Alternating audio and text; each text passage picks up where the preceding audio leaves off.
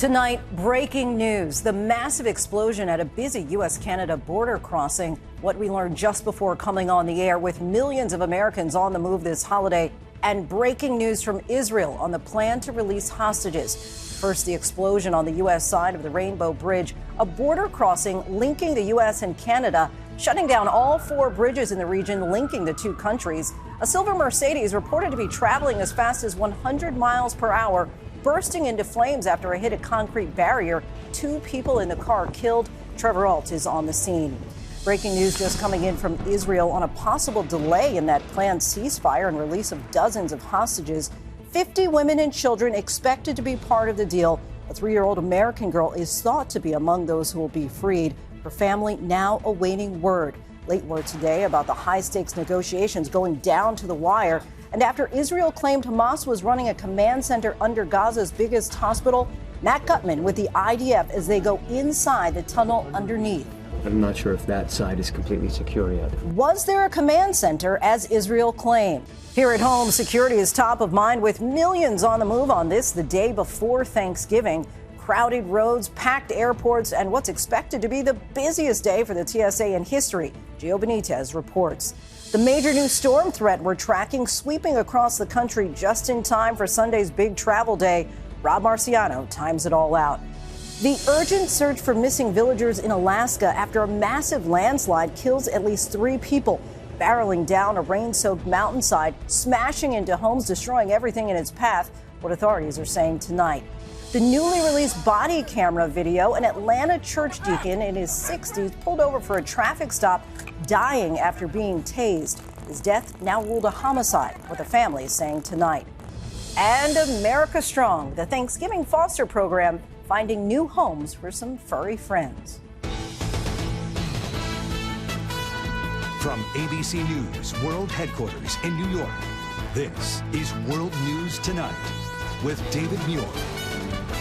Good evening, everyone. Thanks so much for joining us on this busy Wednesday night. I'm Lindsay Davis in for David. We begin with breaking news along the U.S. Canadian border. A tense scene there after a car crashed and exploded on the Rainbow Bridge near Niagara Falls. Authorities then closed all 4 international border crossings between Western New York and Canada.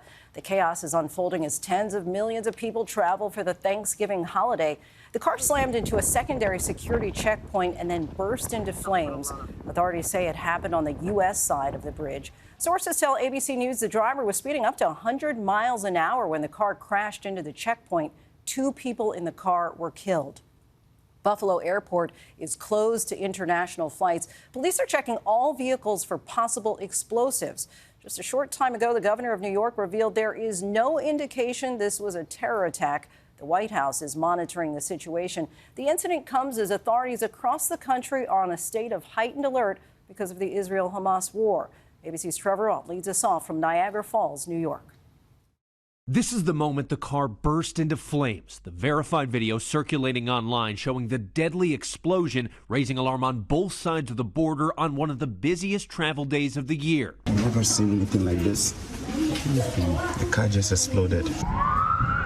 It happened just before noon near the New York entrance to the International Rainbow Bridge, which connects the U.S. and Canada at Niagara Falls. The car speeding so fast, eyewitnesses say it launched into the air near one of the security checkpoints. I seen something airborne. I first thought it was an airplane. It looked like slow motion.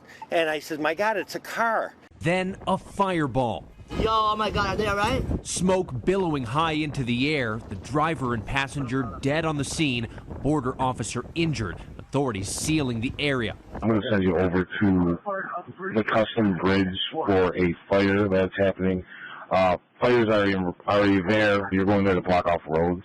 Officials in the U.S. and Canada taking no chances, quickly closing all 4 bridges connecting Canada to Western New York. Additional measures are being contemplated and activated at all border crossings across the country. We are taking this extraordinarily seriously. At the airport in nearby Buffalo, international flights suspended. The FBI launching an investigation. New York's governor tonight saying no explosives have been found, offering these words of reassurance. I want to be very, very clear to Americans and New Yorkers. At this time, there is no indication of a terrorist attack. She's trying to really make that point clear. Trevor Ault joins us now from the scene in Niagara Falls, New York. And Trevor, Governor Kathy Hochul says there's no indication this was terrorism, but she also warns the investigation could take a while. That's right, Lindsay. And the governor did reveal one of the people in this car was a resident here in Western New York. But given the size of this explosion, this is a really large scene. This investigation could continue for quite some time. Lindsay? Trevor, thank you. Now to the Israel-Hamas war and the planned ceasefire and hostage release.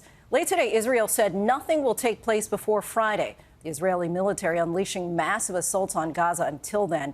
Today, Israel revealed what it claims is more evidence of Hamas working out of Al-Shifa Hospital in Gaza. Our team with new images inside the tunnels under the facility and what they found underground. Israeli authorities screening our footage, but only asking sensitive details such as monitors or soldiers' faces be blurred. ABC's Matt Gutman reports from Israel. Tonight, just hours before a planned ceasefire in exchange for the release of dozens of hostages held by Hamas, a senior Israeli official now saying that the ceasefire and hostage release won't happen until Friday. That is a relentless Israeli bombardment today left Gaza smothered in smoke. Israel unleashing a massive bombardment on a city already in ruins. Israel and Hamas today hammering out the final details for the release of at least 50 Israeli women and children held in Gaza in exchange for a 4-day ceasefire and the release of at least 150 Palestinian women and minors jailed in Israel, as well as increased humanitarian aid into Gaza. President Biden personally involved in negotiations. That is a senior U.S. official telling ABC News 3 Americans are expected to be among the first hostages released, including 3-year-old Abigail Moore-Idan. Abigail was still in her father's arms when Hamas terrorists shot him dead. She turns 4 on Friday. I pray, we all pray, that this release will happen and that Abigail will actually be home to celebrate her 4th birthday. In Gaza, word of that pause in fighting met with relief. It's really dangerous. Tala Herzala and her family fled Israel's bombardment in northern Gaza, showing us the horrors of daily life there. This is what we hear. It's every minute, every hour, every second. Tala now concerned about what comes after the ceasefire. I know it's good for people. I know it's good for everyone to stop bombing at least. But it's not enough. Today, as we drove into Gaza on those Humvees, it's hard to take in the scale of the destruction here in Gaza City. We passed the humanitarian corridor, those civilians standing still as statues, holding up ID cards and white flags. The IDF 7th Brigade taking us into Gaza's largest hospital, Al-Shifa, and inside the tunnel complex, they say proves Hamas ran a command and control center right beneath the hospital. And right beside the compound's internal medicine building, we descended into that pit, squeezing into one of the tunnels there. This is the tunnel. You can see what look like electricity cables here. This, we're told, is for air. It led directly beneath that internal medicine building. We're calling this a really sophisticated tunnel. It's high, it's relatively broad. You can walk standing up. You can see all the outlets for electricity and others. The tunnel was vented. This appears to be a kitchenette. You can see it's even tiled here. There is a sink. We saw multiple bathrooms. Here you can see the room. And right next to it, that large room, also tiled, beds in the back. It even had an air conditioner. Do we know how far this goes? A couple hundred meters. A couple hundred meters on the other side. Yeah. I'm not sure if that side is completely secure yet. There is so much destruction. How much of it was actually militarily necessary? I think because Israel, 1.5 million aren't going to be able to come back here. Yeah. Israel is not fighting against the Gazan civilians. It's not fighting in order to create destruction. But when you have an organization that wages its war from hospital, building tunnels underneath, we have no other alternative. We're going to defeat Hamas. Let's get right to Matt Gutman live in Tel Aviv. Matt, what more are you learning about this possible delay in the release of more hostages from Gaza? Lindsay, it's unclear what precipitated this change. We understand that both sides had agreed for the ceasefire to begin tomorrow morning, for hostages to be released at some point after that. And we understand that broadly, the deal is still on. About the only thing that is certain tonight is that for the families of the hostages who don't even know that their loved ones are on that list, tonight is going to be a sleepless night. Lindsay. High anxiety for sure. Matt, our thanks to you. Here in the U.S., millions of Americans are on the road and in the air at this hour for what stands to be the busiest Thanksgiving travel week ever. A steady flow of travelers snaking through Boston's Logan Airport today. The TSA is expecting a record number of people to be screened at the airports. Traffic on the highways at its peak over the last 24 hours. Nearly 50 million people driving over this holiday. Sunday is expected to be the busiest travel day of the entire week. ABC's Gio Benitez covers transportation. Tonight, fueled by the lowest gas prices in years, millions of Americans are hitting the road for Thanksgiving. We stopped at Annapolis, we stopped in New Jersey, next stop is Rhode Island, and then Massachusetts. Overnight in Los Angeles, a sea of red and white lights as drivers face gridlock on the 405 freeway. While in the east, drivers face powerful storms. This tornado spotted in Hartford, Alabama. This crash in Huntsville, killing 2 and injuring 5. High winds taking down trees in New York City. The system even blanketing parts of New England in snow. At the airports, massive crowds. It's a lot busier. I have never seen like this many people. And we are inside the United Control Tower here at Newark, and I just want you to take a look at that tarmac because you see all of those planes there. It is very, very busy. 4,100 flights for United today. That's 3 flights every minute. So far, minimal delays, but Sunday could break the TSA's record for the most travelers ever. And Lindsay, right now is the tail end of the busiest time on the roads here in the Northeast. So now our attention turns to the ride home. The busiest times, according to experts, between 3 and 5 p.m. on Sunday. Lindsay. All right, note to self there, Gio. Thank you. Here in the U.S., we're tracking a new cross-country storm sweeping its way east over the Thanksgiving weekend. Heavy snow in some areas, including the Northeast, Sunday into Monday, which is the busiest travel time of the entire holiday, as you just said. Let's get right to ABC senior meteorologist Rob Marciano. Hey, Rob. Hi, Lindsay. Yeah, we're bookending with storms this holiday weekend. Just as a cold air pours in, this next storm is already in the Rockies. So let's talk about the cold for tomorrow morning. We're going to see wind chills will be below freezing as far south as Huntsville, Alabama. The winds will be blowing around the Thanksgiving Day parade as well, so that could be an issue. But everybody's in the cold, and it's cold enough for snow in the Rockies. We've got winter storm warnings and watches that are posted for the northern Rockies here. We could see 6 to 12 inches of snow piling up during the day tomorrow and into the morning on Friday, and then pushing across the Corn Belt through Iowa and then through Chicago and St. Louis. Could see maybe 1 to 3 inches of snow during the evening Saturday into Sunday morning there, and then pushing into the Northeast with more in the way of rain and some northern snow late in the day on Sunday. So that's where we can see more in the way of travel delays at those airports. And as both you and Gio mentioned, it's likely to be, according to TSA, the busiest travel day at American airports on record. Lindsay? Could be a rough ride home from Grandma's house, Rob. Thank you.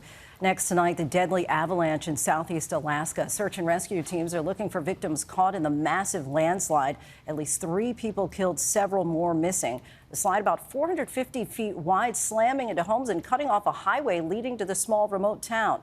Here's ABC's Jacqueline Lee. Tonight, an urgent search by land and by air after a massive landslide struck this remote community in Alaska, southeast of Anchorage. We are estimating it's about just a little under 500 feet across at where it crossed the road. The debris field barreling down this mountain and into the Pacific Ocean on Monday night after a storm brought heavy rain and wind to the area. Governor Mike Dunleavy issuing a disaster declaration. Officials in Wrangell say at least 3 people were killed and 3 remain missing, including 2 under the age of 18. A woman pulled from the debris is now recovering. That female lived in one of the residences that was on the mountainside of the highway. The landslide destroying at least 3 homes and cutting off the community's only highway into town. Dozens of residents also displaced or without power. And Lindsay, officials warned about the possibility of additional landslides as another storm is set to roll through the area tonight through tomorrow. Lindsay. All right, Jacqueline, thank you. Tonight, authorities have released disturbing body camera video of a deadly confrontation with police in Atlanta. A deacon died after being tased by an officer following a traffic accident. The Georgia Bureau of Investigation has launched its own independent probe. Here's ABC's Ariel Reshef. Sign the ticket. Sign the ticket. Tonight, calls for justice after the release of this disturbing body camera video showing the tense moments that led to the tasing death of an Atlanta deacon. Sign the ticket. I'm gonna tase you. Put your arms behind your back now.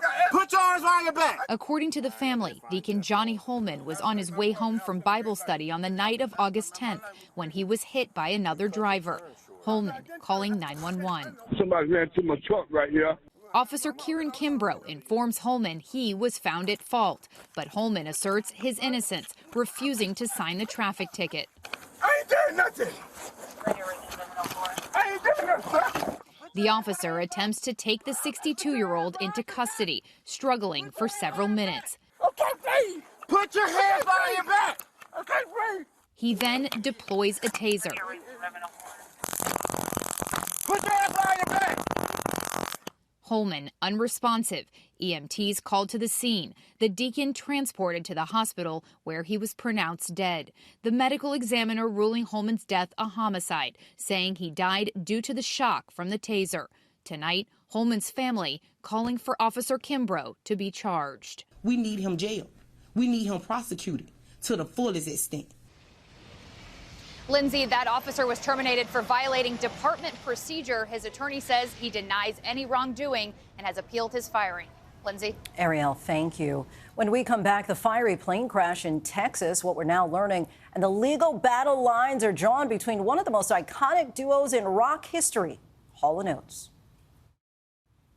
Next tonight, the NTSB and the FAA are investigating a fiery plane crash in Plano, Texas, and a warning the images may be disturbing. The 87-year-old pilot was the only person aboard the single-engine Cessna. He was killed when the plane slammed into a shopping center parking lot. The aircraft was quickly engulfed in flames. No one on the ground was hurt.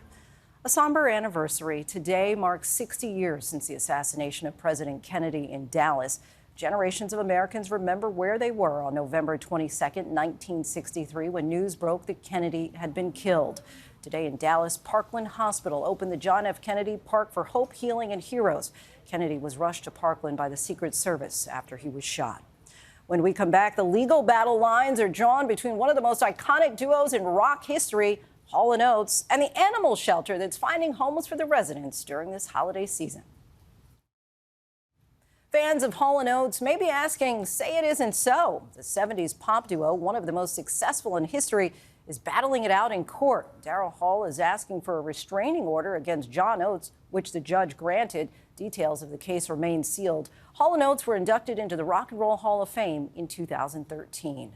When we come back, the animal shelter bringing its residents a home for the holidays.